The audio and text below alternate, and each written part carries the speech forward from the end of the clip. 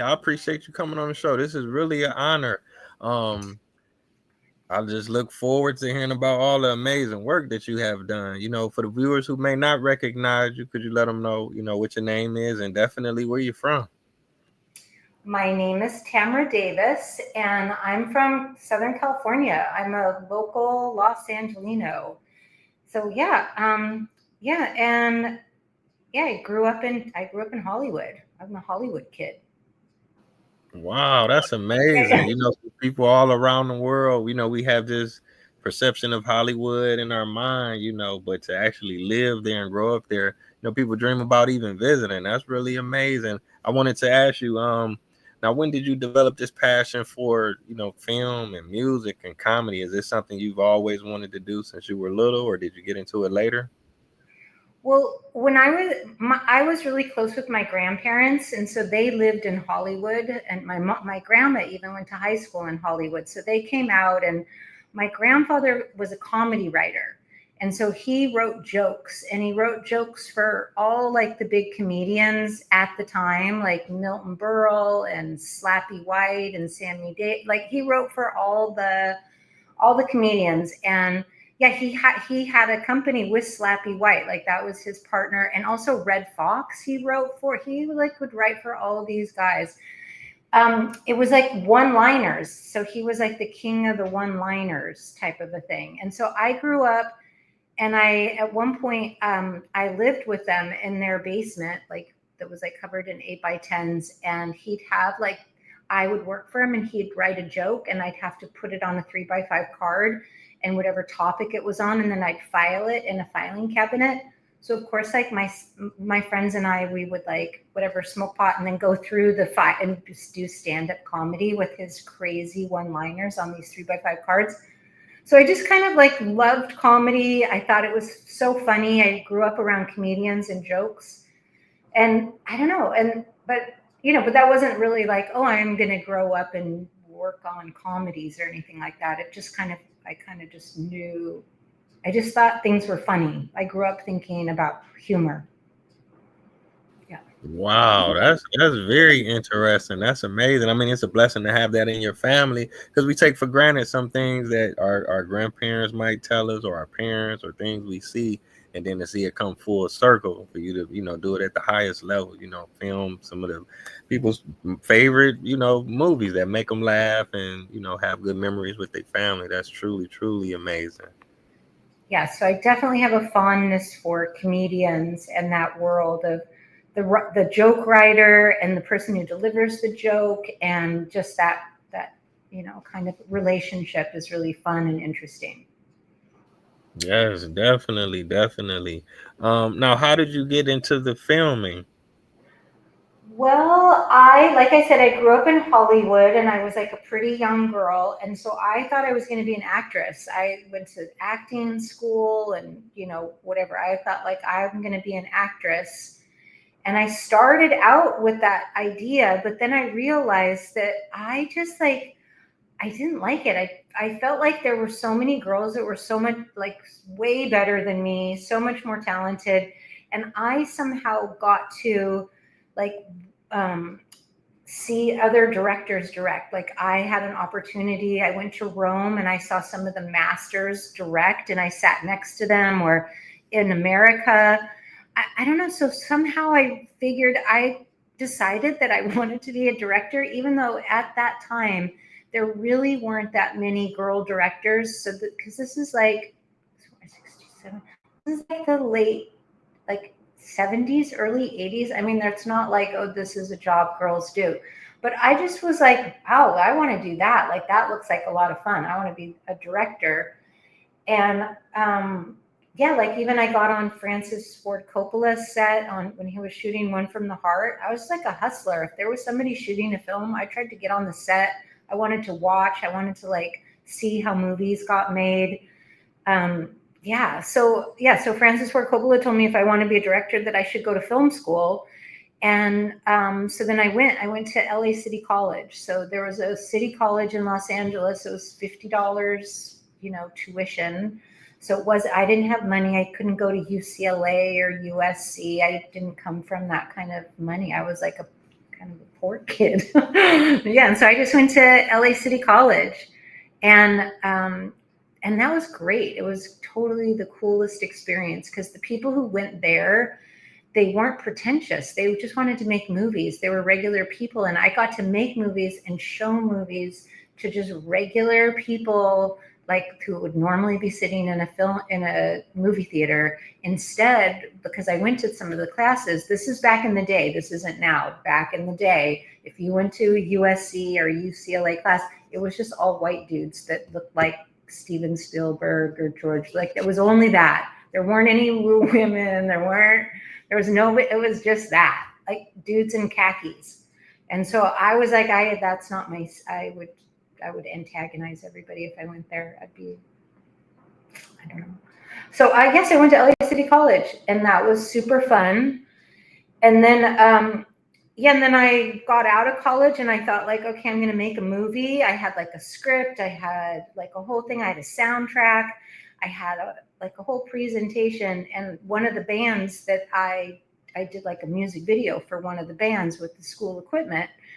And so I went out with this package. Unfortunately, somebody read the script and was like, and immediately called the writer and then bought the rights to the script right out from underneath me. I didn't have the rights to it. It was my friend that I worked with.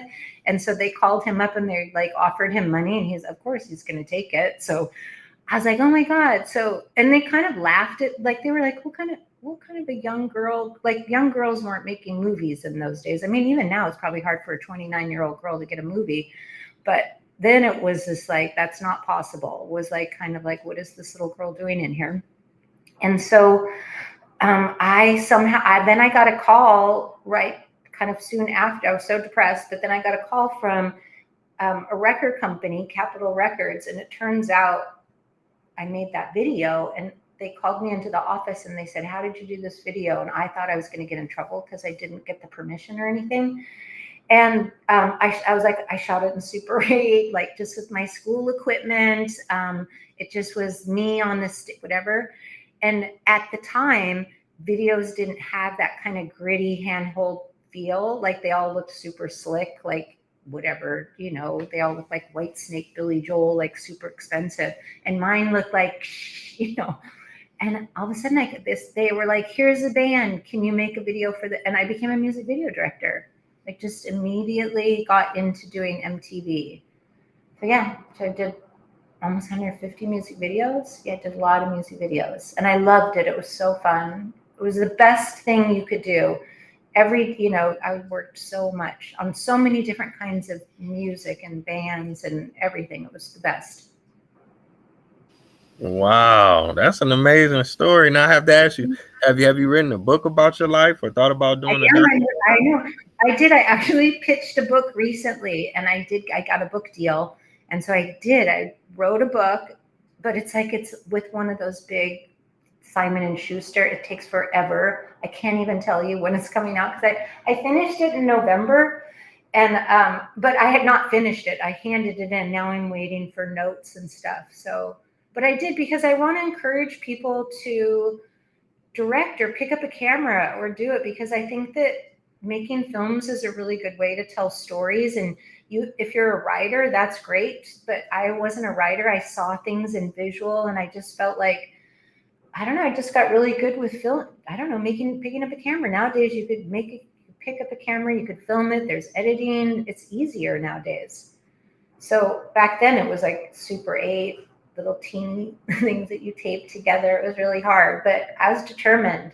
I thought, even though there weren't that many girls that had ever done it, it didn't mean that it couldn't be done. I was like, that doesn't mean that it should. Why can't I do it? Yeah. It almost inspired me more, the fact that it was like you can't do it. You know what I mean? I was like, what? That's going to make me try to prove you wrong. So. Wow, that's truly empowering. I definitely look forward to checking that out. Now I wanted to ask you about a few music videos you did. You worked on a lot of classic hip hop videos. Now, were you like familiar with hip hop in the 70s, or did you kind of get a hold of it once you started doing the music videos? If you could speak, about that. You know, because I was in LA, and my one of my best friends was this guy named Matt Dyke, and he was like a DJ, and he had a club called Power Tools, and so it was kind of like it was like a hip hop club or a big club in LA back, like, this is maybe, I don't even know when this is, probably in the 80s, early 80s. And so and Matt was like an amazing DJ. He ended up, so he started a label, and first he ended up becoming the Dust Brothers, and they did Paul's Boutique with the Beastie Boys. But before that, he did Delicious Vinyl, and that's why I did those videos for him. I did the Tone Loc video and Young MC, and those ones were because Matt was like, I would go to his club, and yeah, and we were all good friends with this. I worked at an art gallery, and he worked at an art gallery. I went to film school, and he was like a DJ. So we were like the kids that worked in the art galleries, like those, and then, but we had our other thing. I was like, yeah, I'm going to film school. I want to be a filmmaker. And he's like, yeah, DJ. He wants to produce music. And this other kid, Jean Michele Basquiat, was a kid from New York. I don't know if you know him, but so he was like our really close friend. And I don't know, I was exposed at that early age to like hip hop, music, culture, all that. Yeah. And so when Matt had to do a video for Tone Loc, Wild Thing, I shot the video. I shot it with my Super 8 camera, my 16 millimeter and my Super 8 camera, like super, you can see it's very grainy. And it's just with girls from the club. Like, those are just our girlfriends from the nightclubs. And it's three takes, wide, medium, and close up. And then I chase that girl down from She's Gotta Have It on the street. So it's like, the video cost $400, and it was literally the most played video of that decade. Let's do the Wild Thing. But like, you don't have, I feel like that's what I encourage is like, the song, of course, was great. It was all great, but it wasn't like, you needed to have everything and money to do it. You just had to have, like, I don't know, just do it. Had a good song and everything, but it was like the energy was there. Yeah, definitely. I mean, if you mention the greatest songs in hip hop history, that's definitely in the top 10. Some people's favorite. He got The Voice, and at the time it came out, like you say, definitely the 80s, but it's still, it's still a captivating song.